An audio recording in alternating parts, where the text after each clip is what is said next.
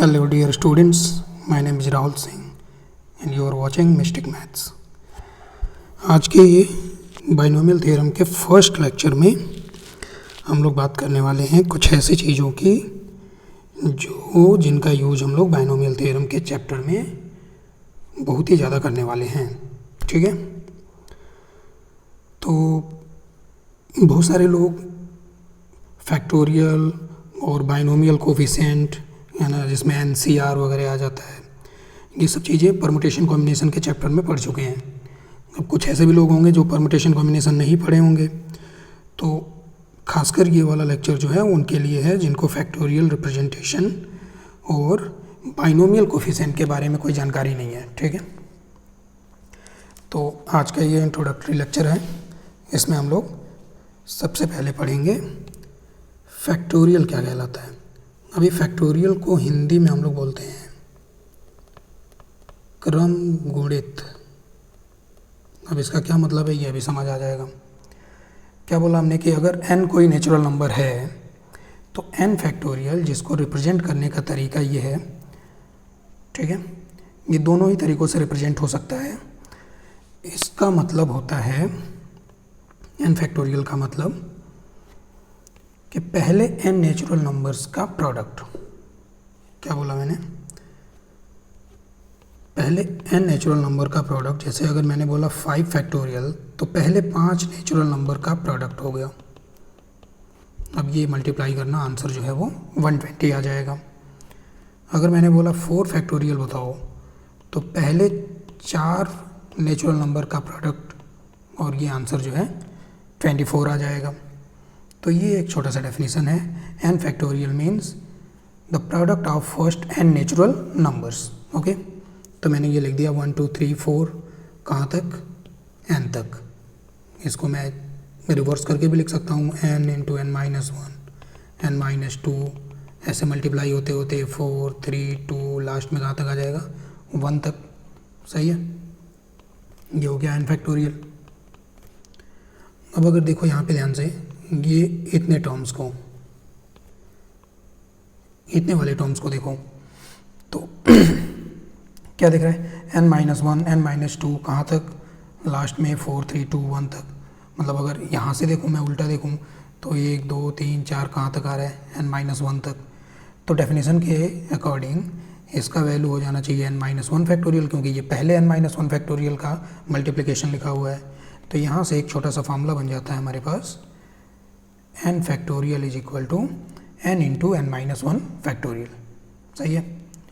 अभी ये वाले फार्मूले में मैं n का वैल्यू अगर 1 पुट कर दूँ तो मुझे मिलेगा 1 factorial is equal to 1 into 1 minus 1 factorial. That is 1 factorial का वैल्यू 1 हो गया और यहाँ पे आ गया 1 इंटू 0 फैक्टोरियल। तो यहाँ से निकल के आ जाता है 0 फैक्टोरियल का वैल्यू कितना? 1 के बराबर। अब तुम डेफिनेशन पे जाओगे तो 0 फैक्टोरियल तो डेफिनेशन से ऐसा होगा कि पहले 0 नेचुरल नंबर का प्रोडक्ट लिखो, तो वहाँ पे थोड़ी कन्फ्यूजन हो सकती है तुम्हें, है ना। तो इसलिए वो जो ऊपर हमने डेफिनेशन ये लिखा है, ये डेफिनेशन किसके लिए है? n greater than equal to 1 के लिए है। 0 के लिए अलग से आपको ये याद रख लेना है कि 0 फैक्टोरियल का वैल्यू कितना हो जाता है? 1 के बराबर हो जाता है। ठीक है, अभी ये इसका एक एक्सप्लेनेशन था। ये फार्मूला मैंने क्रिएट किया और यहाँ पे n का वैल्यू 1 पुट किया। इसको समझने के 0 फैक्टोरियल का वैल्यू 1 हो गया, इसको समझने के और भी तरीके हैं, और भी एक्सप्लेनेशन है, लेकिन वो हम लोग परमुटेशन कॉम्बिनेशन के चैप्टर में समझते हैं। फिलहाल अभी आपको बस ये यहाँ पे याद कर लेना है, 0 फैक्टोरियल 1 हो गया। आ जाओ कुछ एग्जाम्पल्स लेते हैं। तो 0 फैक्टोरियल का वैल्यू तो 1 हो गया। मैं बोलूँ 1 फैक्टोरियल तो वो भी 1 के बराबर हो गया। 2 फैक्टोरियल का मतलब 2 इंटू 1, आंसर 2 हो जाता है। 3 फैक्टोरियल की बात करें तो 3 इंटू 2 इंटू 1, आंसर जो है वो 6 हो जाएगा। 4 फैक्टोरियल की बात करें तो 4 इंटू 3 इंटू 2 इंटू 1, आंसर 24 हो गया। इसके बाद 5 फैक्टोरियल मैंने यहाँ लिख रखा है, 5 फैक्टोरियल 120 आंसर आ गया। 6 फैक्टोरियल की बात करें तो 6 into 5 into 4 into 3 into 2 into 1, answer 720 आ जाएगा। और एक आध देख लेते हैं। 7 फैक्टोरियल की बात करें तो 7 into 6 into 5 into 4 into 3 into 2 into 1, answer जो है वो 5040 आ जाएगा। ऐसे आप चाहें जितना मर्जी लिखते रहें, इम्पॉर्टेंट वो नहीं है, इम्पॉर्टेंट है फैक्टोरियल समझना, ठीक है। तो अभी तक हमने देखा n फैक्टोरियल का मतलब पहले n नेचुरल नंबर का प्रोडक्ट, ओके। आ जाओ अभी कुछ एग्जांपल लेते हैं इसके ऊपर। पहला क्वेश्चन जो मैंने लिखा है दैट इज़ ट्रू फॉल्स का क्वेश्चन है। आपको सोचना है कि क्या 10 फैक्टोरियल 56 से डिविजिबल होगा। अभी आप पॉज करेंगे, खुद सोचेंगे, उसके बाद आंसर देखेंगे, ठीक है। कोई भी क्वेश्चन जो एग्जांपल मैं यहाँ पे कराऊंगा उसका यही मेथड आप रखना, क्वेश्चन पढ़ना, पॉज करना, मेरा आंसर सुनने से पहले दिमाग लगाना और फिर प्ले करके उसके बाद अपना चेक करना कि आंसर सही है या गलत है। तो क्वेश्चन है क्या 10 फैक्टोरियल 56 से डिविजिबल होगा। अगर मैं 10 फैक्टोरियल का वैल्यू लिखूँ तो मुझे मिलेगा 10 into 9 into 8, 7 into 6 into 5 into 4 into 3 into 2 into 1। अब यहाँ पे क्लियरली ये दिख रहा है कि 8 और 7 तो आ ही रहा है। 8 इंटू 7 कितना होता है 56। तो अगर मैं इसको 56 से डिवाइड करूँ तो ये कैंसिल हो गया, आंसर जो है वो कोई इंटीजर आ जाएगा। तो इसका मतलब तो ये हुआ कि yes 10 factorial is divisible by 56, okay. The next problem is what is the minimum value of n so that n factorial, this n factorial is divisible by 15 and the second part is divisible by 13। ठीक है भाई, अभी क्या बोल रहे हैं कि n का कम से कम क्या वैल्यू रखा जाए ताकि n फैक्टोरियल जो है वो 15 से डिवाइड हो जाए। अब सोचो कोई भी नंबर को 15 से डिवाइड होने के लिए उस नंबर के फैक्टर में प्राइम फैक्टराइजेशन की बात करें तो कम से कम 1 3 और 1 5 तो आना चाहिए।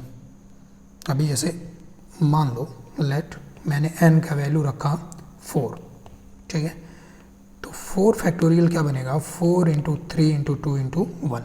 अभी यहाँ 5 तो है नहीं, 3 तो चलो एक बार है, 5 तो है नहीं।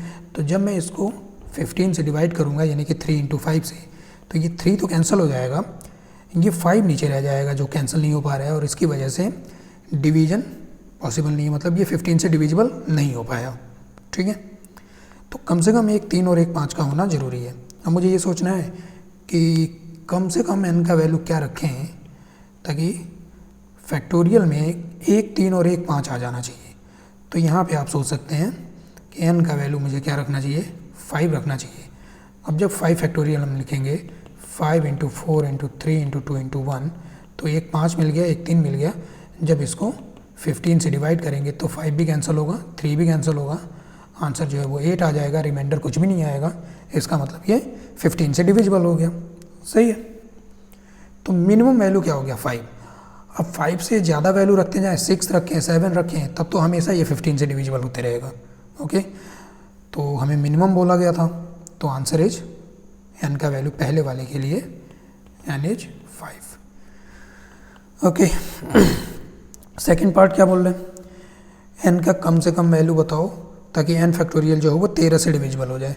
अभी 13 तो एक प्राइम नंबर है, तो कोई भी नंबर को 13 से डिविजिबल होने के लिए उसमें 13 का होना ज़रूरी है, 13 होना चाहिए कम से कम। अब देखो n का वैल्यू अगर मैं 10 रख लेता हूँ तो 10 इंटू 9 इंटू 8 7 6 5 4 3 2 1, कहीं भी 13 नहीं आ रहा है तो वो डिवाइड हो नहीं पाएगा। तो यहाँ से आप समझ सकते हैं कि कम से कम मुझे n का वैल्यू क्या रखना पड़ेगा 13, तब जाके हम 13 फैक्टोरियल जब लिखेंगे, ठीक है, तो उसमें जो है 13 आ जाएगा और वो 13 से डिविजिबल हो जाएगा, ओके। थर्ड क्वेश्चन पे आ जाते हैं। थर्ड क्वेश्चन क्या बोलते हैं, x और y का वैल्यू बताना है जहाँ पर x और y दोनों के दोनों नेचुरल नंबर हैं और साथ में एक इक्वेशन लिखी है नीचे 1 factorial plus 2 factorial plus 3 factorial up to x factorial is equal to y square. अब यार यहाँ एक समस्या है। समस्या ये है कि क्वेश्चन में जो इक्वेशन दे रखा है वो एक ही है, लेकिन वेरिएबल दो हैं, मुझे x भी बताना है, मुझे y भी बताना है। तो क्या करें।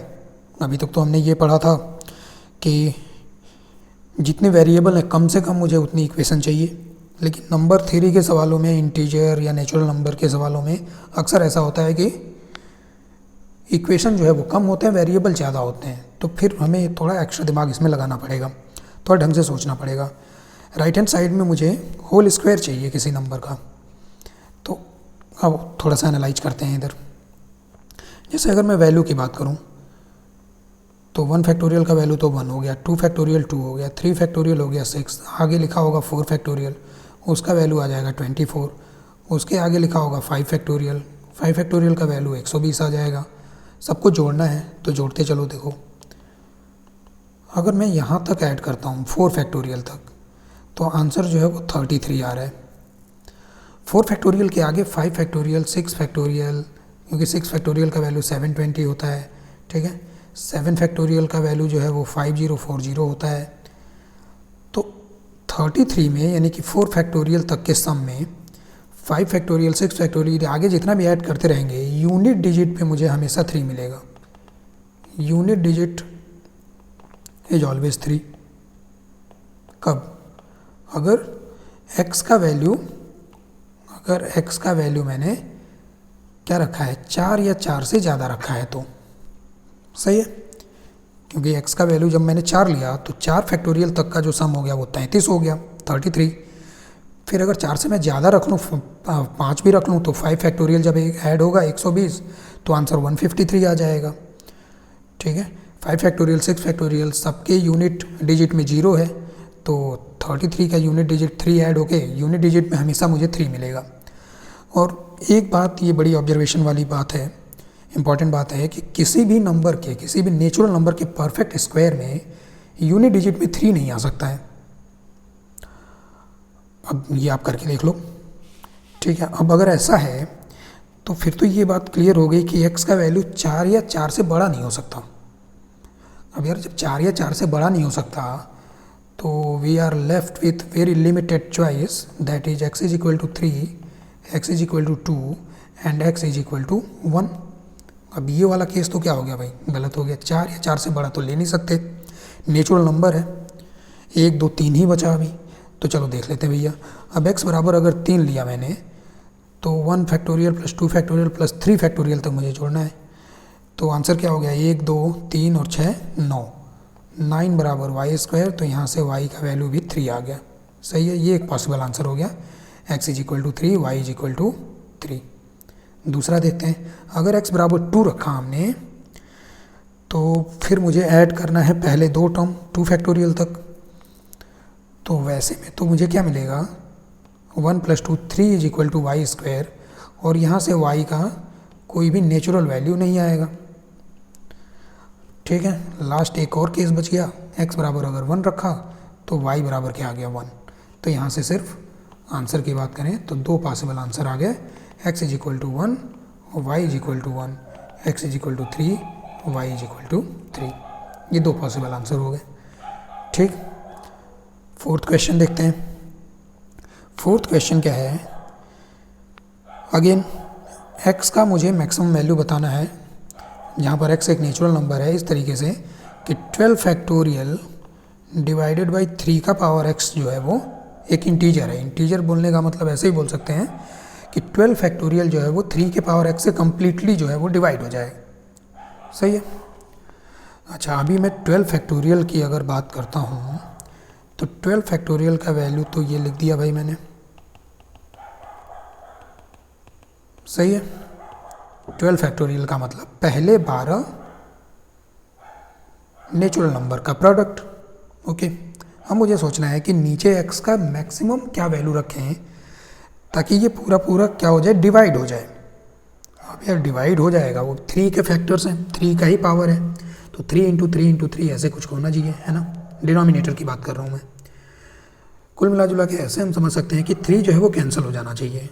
अब देखो 12 फैक्टोरियल में 3 कितनी बार आ रहा है, एक बार तो यहाँ पे आ गया, 2 बार यहाँ आ गया, एक बार यहाँ आ गया और एक बार यहाँ आ गया। कितनी बार आया, 3, 1 2 2 4 और यहाँ पर एक 5। 12 फैक्टोरियल को अगर मैं लिखूँ 3 के पावर में, तो 3 का पावर जो है वो 5 आएगा, इसके अलावा कुछ और भी नंबर आएंगे इसमें, सही है। तो अब ये क्लियर हो गया कि नीचे जो है वो हम लोग x का वैल्यू क्या रख सकते हैं, मैक्सिमम 5 रख सकते हैं। अब मैंने x का वैल्यू अगर 5 पुट किया तो 3 का पावर 5 यहाँ लिखेंगे, 3 का पावर 5 जो है वो कैंसिल हो जाएगा। जैसे ही अगर हम x का वैल्यू 5 से बड़ा रख देंगे, चलो मान लो मैंने 7 रख दिया, ठीक है, तो जैसे ही मैंने x का वैल्यू 7 रखा, अब क्या हो जाएगा, ये जब कैंसिल करेंगे तो नीचे कुछ 3 का फैक्टर जो है वो बच जाएगा, और इसके में कोई 3 का फैक्टर है नहीं, तो फिर ये इसको कम्प्लीटली डिवाइड नहीं कर पाएगा। इसका मतलब कि maximum value of x is what, 5। Okay, good. Next one is find the sum of series sigma. Variable क्या है सिग्मा का, r है, और r का लोअर लिमिट क्या है, 1 है, अपर लिमिट क्या है, n है, तो आंसर जो है वो n के टर्म में आएगा, इतना तो क्लियर है। ये सीरीज का क्वेश्चन है, स्पेशल सीरीज हम लोग सीक्वेंस सीरीज के चैप्टर में 11th क्लास के ही सीक्वेंस सीरीज में चैप्टर में पढ़ चुके हैं। ओके, कैसे करेंगे आज वो देखते हैं। सिग्मा का मतलब समेसन होता है, आई होप सबको पता होगा। ये क्या लिखा है, r इंटू आर फैक्टोरियल लिखा है। ये जो r है इसमें मैं +1 और -1 कर लेता हूँ, किसी भी नंबर में 1 ऐड और सब्ट्रैक्ट करके तो कोई फ़र्क पड़ेगा नहीं। अब r+1 into r factorial minus r factorial, ये ऐसा कुछ कर लिया मैंने, ठीक है भाई। सिग्मा r का वैल्यू 1 से लेके कहाँ तक जा रहा है, n तक। चलो अब इसको मैं एक्सपेंड कर लेता हूँ। जब मैं इसको एक्सपेंड करूँगा, r का वैल्यू 1 रखूँगा तो 2 इंटू 1 फैक्टोरियल माइनस 1 फैक्टोरियल हो गया। अच्छा, एक्सपेंड करने से पहले इसको थोड़ा और सिंप्लीफाई कर लेते हैं। Summation r from 1 to n, इसको देखो भैया, r+1 इंटू आर फैक्टोरियल, क्या मतलब हुआ इसका। r फैक्टोरियल माने पहले r नेचुरल नंबर का प्रोडक्ट, उसमें मल्टीप्लाई हो गया r से बड़ा वाला नेचुरल नंबर r+1, तो ये पूरा r+1 का फैक्टोरियल बन गया, है कि नहीं। तो r+1 फैक्टोरियल माइनस क्या हो गया, r फैक्टोरियल। अब इसको एक्सपेंड कर लो यार, लोअर लिमिट से स्टार्ट करो। r का वैल्यू 1 रखा तो 2 फैक्टोरियल माइनस 1 फैक्टोरियल, फिर r का वैल्यू मैंने 2 रखा, 3 फैक्टोरियल माइनस 2 फैक्टोरियल, फिर r का वैल्यू मैंने 3 रख लिया तो 4 फैक्टोरियल माइनस 3 फैक्टोरियल। सही है। ऐसे ही आखिरी में है r का वैल्यू n रख लिया तो n+1 का फैक्टोरियल माइनस n फैक्टोरियल। अब देख लेते हैं कुछ कैंसिल हो रहा है क्या। पहले ब्रैकेट का पहला टर्म नेक्स्ट ब्रैकेट के दूसरे टर्म को कैंसिल कर रहा है, ठीक है। हर ब्रैकेट का पहला टर्म नेक्स्ट ब्रैकेट के दूसरे टर्म को कैंसिल कर रहा है, तो ये 4 फैक्टोरियल भी नेक्स्ट वाले से कैंसिल हो जाएगा। सेकेंड लास्ट ब्रैकेट का जो पहला टर्म होगा वो इसको कैंसिल कर देगा, तो ये बच जाएगा और ये बच जाएगा। Answer is n+1 factorial minus 1 factorial, that is 1। I hope समझ आया होगा। 6th क्वेश्चन आप खुद ट्राई करना, नोट कर लो। ओके, तो अभी तक हमने देखा 6th क्वेश्चन, आप खुद ट्राई करना और इसका आंसर मुझे कमेंट में लिख के बताना। ओके, एक बार मैं एक्सप्लेन कर देता हूँ क्वेश्चन क्या है। अगेन 1 फैक्टोरियल, 2 फैक्टोरियल, 3 फैक्टोरियल, अब 2x फैक्टोरियल लिख रखा है हमने, जहाँ पर x कोई नेचुरल नंबर है, और हमने बोला कि ये 9 इंटू वाई के बराबर है। मतलब कहीं ना कहीं ये लेफ्ट हैंड वाली जो चीज़ है, this must be a multiple of 9, 9 का मल्टीपल होना चाहिए, ठीक है। Okay, try it and right the answer in the comment. Next topic is factorial से रिलेटेड ये भी है। कई बार ऐसा क्वेश्चन आ जाता है, किसी n फैक्टोरियल नंबर में हमें पता है कि n फैक्टोरियल ही नेचुरल नंबर के लिए डिफाइंड है, तो हमेशा इसका आंसर इंटीजर होता है, ठीक है। हर इंटीजर का एक यूनिक प्राइम फैक्टराइजेशन होता है। तो कई बार ऐसे पूछ लेते हैं कि किसी नंबर के फैक्टोरियल में बताओ कोई प्राइम नंबर कितनी बार अपीयर हो रहा होगा, ठीक है। जैसे एग्जांपल से समझे, अगर जैसे मान लो मैंने पहला एग्जांपल लिया कि 50 फैक्टोरियल एक नंबर है, ऑब्वियसली बहुत बड़ा नंबर होगा, पहले 50 नेचुरल नंबर का प्रोडक्ट। अब उसमें 2 कितनी बार आएगा, ठीक है ना। अगर मैं इसका प्राइम फैक्टराइजेशन करूँ तो 2 का पावर कितना मिलेगा मुझे, ये क्वेश्चन है बेसिकली। ठीक है, तो इसको करने का क्या मेथड है, क्या तरीका है वो समझ लो। एक छोटा सा फार्मूला है, ओके। n फैक्टोरियल में अगर किसी p प्राइम का पावर पूछा जाए, एक्सपोनेंट, एक्सपोनेंट का मतलब पावर पूछा जाए, तो ये वाला फार्मूला अप्लाई कर लेना है। n upon P square, n upon P cube, n upon P power 4। Denominator में p से स्टार्ट होकर एक एक पावर बढ़ते जा रहा है, न्यूमरेटर में हमेशा n है जिसका फैक्टोरियल क्वेश्चन में दिया हुआ है, ओके। और ये सबको मैंने स्क्वायर ब्रैकेट में ऐसे फिल कर रखा है। तो स्क्वायर ब्रैकेट का मतलब यहाँ पर क्या है ये मेंशन करना पड़ेगा। स्क्वायर ब्रैकेट का मतलब ये ग्रेटेस्ट इंटीजर फंक्शन है, ग्रेटेस्ट इंटीजर फंक्शन।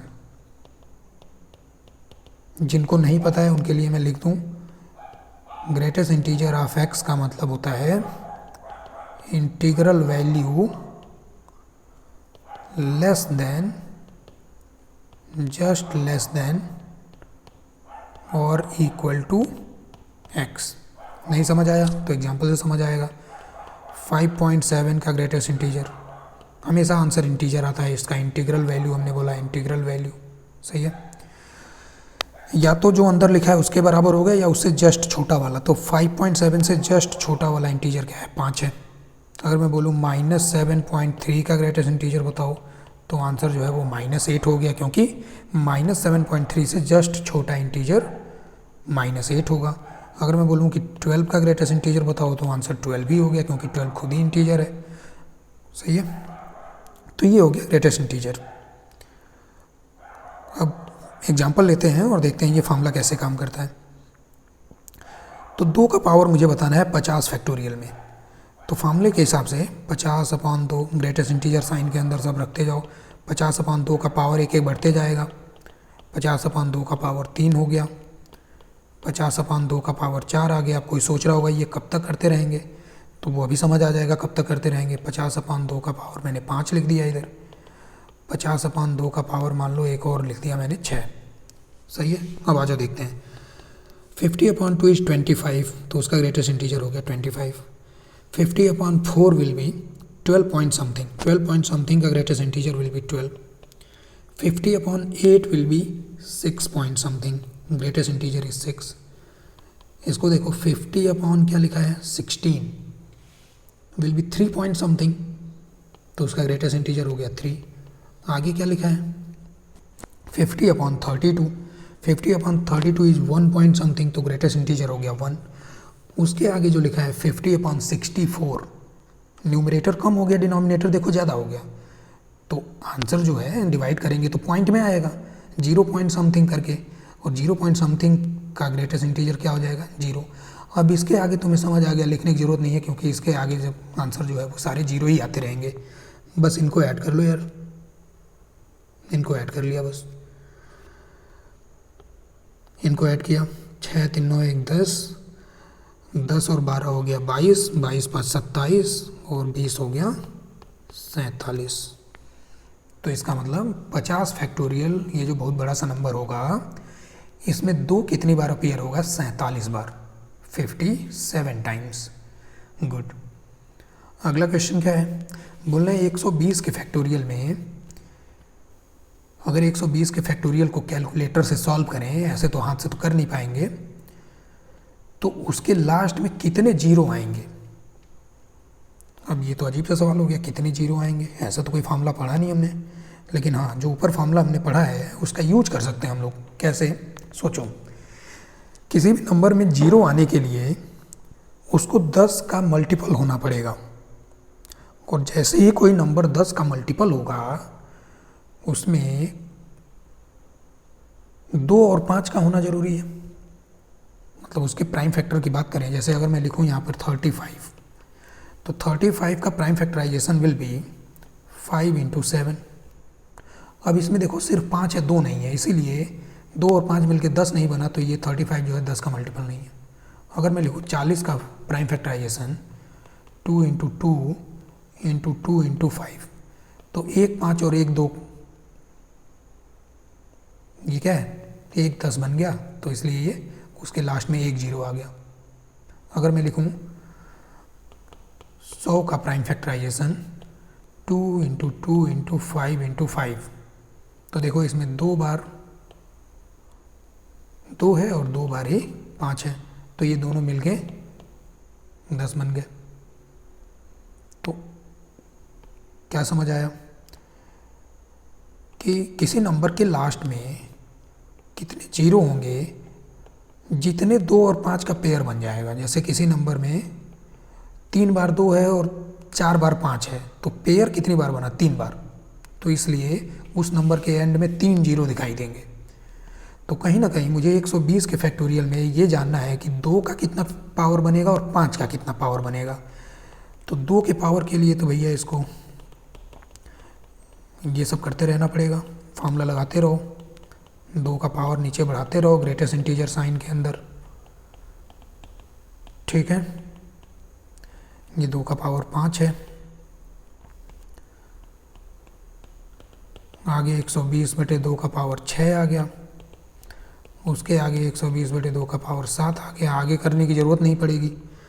देखो यहाँ पे 60, 120/4 30, 120/8 हो गया 15, 120/16, तो ये हो गया कुछ 7 पॉइंट समथिंग, तो मतलब आंसर 7। ये क्या लिखा है यहाँ पे 120/32, मतलब ये 3 पॉइंट समथिंग होगा, तो आंसर 3। यहाँ लिखा है 120/64, 1 पॉइंट समथिंग, आंसर इज 1। उसके आगे ये जो लिखा है 128, इसका वैल्यू हो गया 0 और आगे सब 0 बनते जाएंगे। तो देखो भैया 60, 30, 90, 105, 105 और 10 हो गया 115, और ये 116 बार इसमें क्या है? 2 का पावर है, पावर ऑफ 2 लिख देता हूँ मैं, पावर ऑफ 2। अब आ जाओ भाई, देख लेते हैं कि 5 के कितने पावर मौजूद हैं यहाँ पे।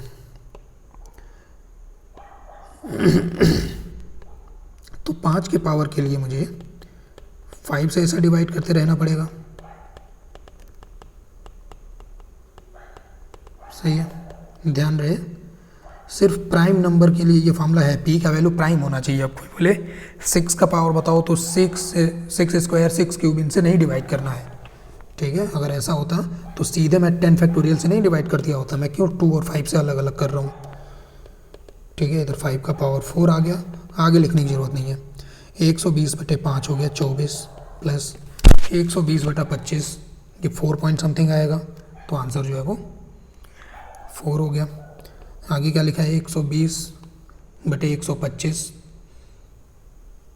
0 पॉइंट समथिंग, मतलब आंसर 0, आगे सब 0 होते रहेंगे।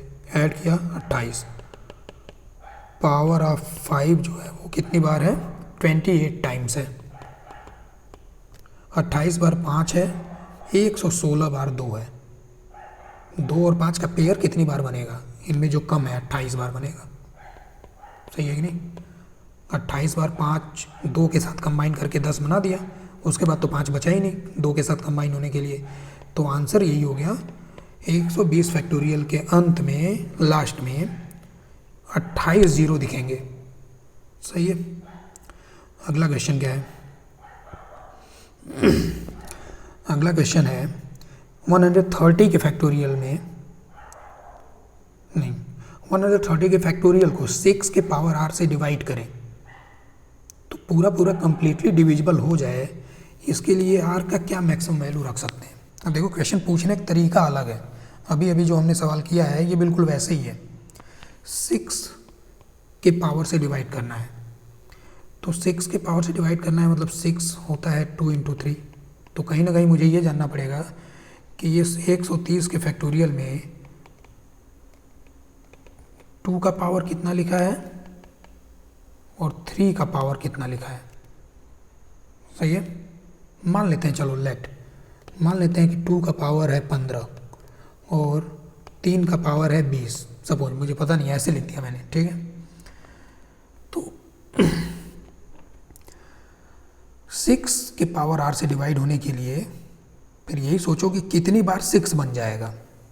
अभी 2 का पावर मान लेते हैं 15 बार है, ठीक है ना, 15 बार 2 है और 20 बार 3 है, तो 2 और 3 कंबाइन कितनी बार हो पाएंगे? 15 ही बार हो पाएंगे। तो इसका मतलब कि आर का वैल्यू हम मैक्सिमम 15 रख सकते हैं ताकि सारा कुछ कैंसिल हो जाए।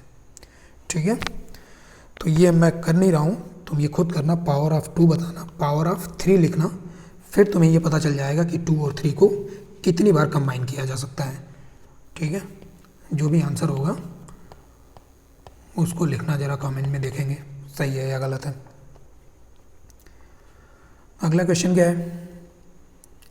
अगला क्वेश्चन है 57 इंटू 58 इंटू 59 अप टू कहाँ तक जा रहे हैं? 200 तक। इसको हमने लिखा है 5 का पावर n इंटू आई, यहाँ पर n कोई नेचुरल नंबर है, i भी कोई नेचुरल नंबर है। ओके, फिर से वही n का मैक्सिमम वैल्यू बताना है। मतलब अगेन क्वेश्चन पूछने का तरीका डिफरेंट है, मतलब वही है कि ये जो लेफ्ट हैंड साइड में हमने नंबर लिख रखा है, इसमें 5 का पावर कितना है। जैसे मान लो कि इसमें 5 का पावर कितनी बार है, मान लो 70 बार ही 5 का पावर है इसमें। तो इसका मतलब कि ये जो n है, n का मैक्सिमम वैल्यू मैं 70 रख सकता हूँ। 70 से एक भी ज़्यादा रखा तो 5 तो वहाँ 70 बार ही है। जब उसको डिवाइड बाई 5 का पावर मान लो 72 मैंने किया तो नीचे 5 2 बार बच जाएगा जो कि डिवाइड नहीं हो पाएगा। तो अल्टीमेटली मुझे 5 का पावर ही बताना है। ओके, लेकिन दिक्कत यहाँ पर ये है कि इधर लेफ्ट हैंड साइड में जो नंबर लिख रखा है वो कोई फैक्टोरियल नहीं है। देखो ध्यान से, क्या इसको 200 फैक्टोरियल बोल सकते हैं क्या? नहीं, क्योंकि 200 फैक्टोरियल का मतलब 200 से लेके अंत में कहाँ तक जाना चाहिए? प्रोडक्ट 4321 तक जाना चाहिए। यहाँ तो फिर 57 तक आके रुक गया। तो 5 का फैक्टोरियल सीधे तो कर नहीं सकते। तो मैं एक काम करता हूँ, ये वाली जो चीज़ लिखी है इसको मैं ऐसे लिख लेता हूँ 57 इंटू 58 59 अप टू 200। तो ये तो लिखा ही है। यहाँ एक 56 फैक्टोरियल मल्टीप्लाई डिवाइड कर लेता हूँ मैं।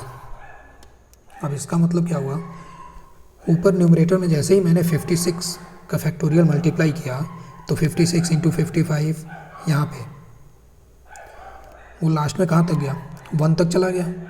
तो ये जो पूरी चीज़ है, ये ऊपर में 200 फैक्टोरियल बन गया और नीचे क्या बन गया? 56 का फैक्टोरियल। अब मैं इसमें अलग से 5 का पावर देख सकता हूँ नीचे, और ऊपर दोनों में अलग से 5 का पावर देख सकते हैं। ठीक है, तो वो काम कर लेते हैं। चलो, अब 200 में 5 का पावर कितनी बार होगा? कितने 5 के पावर होंगे? फार्मूला लगाते रहो। 5 का पावर एक एक क्या करते रहेगा? बढ़ते रहेगा। बस आगे लिखने की ज़रूरत है नहीं, इतने से ही काम चल गया अपना। 200/5 ये हो गया भाई 40, 200/25 ये हो गया भाई 8, और 200/125 1 पॉइंट समथिंग आएगा तो आंसर हो गया 1।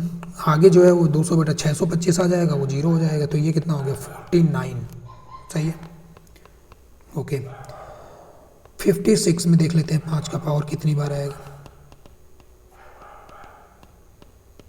बस आगे लिखने की ज़रूरत नहीं है। 56/5 विल बी 11 पॉइंट समथिंग, तो answer 11। 56/25 will be 2 point something, तो आंसर जो है वो 2 हो गया। आगे तो सब 0, तो ये हो गया 13।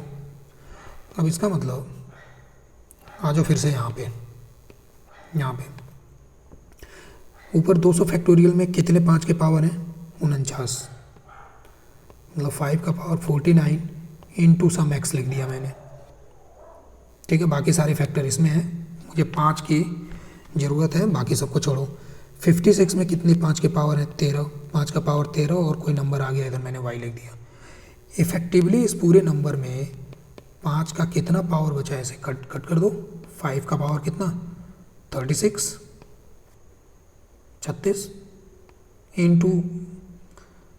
इंटू समथिंग आ जाएगा यहाँ पे। तो 5 का जो पावर है 36 है। सही है। अब इसको जब मुझे 5 के power n into some integer i से क्या करना है? 5 के पावर n से डिवाइड करना है बेसिकली। ठीक है, तो n का ये मैक्सिमम वैल्यू क्या रख सकता हूँ मैं? 36 रख सकता हूँ, ताकि ये पूरा डिविजिबल हो जाए। मैक्सिमम 36 रख सकते हैं। 37 रखेंगे तो नीचे 5 बच जाएगा जो डिवाइड नहीं करेगा। तो answer is maximum value of n is what? 36। Okay, तो ये वाले लेक्चर को बस यहीं ख़त्म करते हैं। नेक्स्ट लेक्चर में हम लोग देखेंगे बाइनोमियल कोफिशिएंट क्या होता है और फिर जो बाइनोमियल थ्योरम है वो स्टार्ट करेंगे। Okay fine, thank you.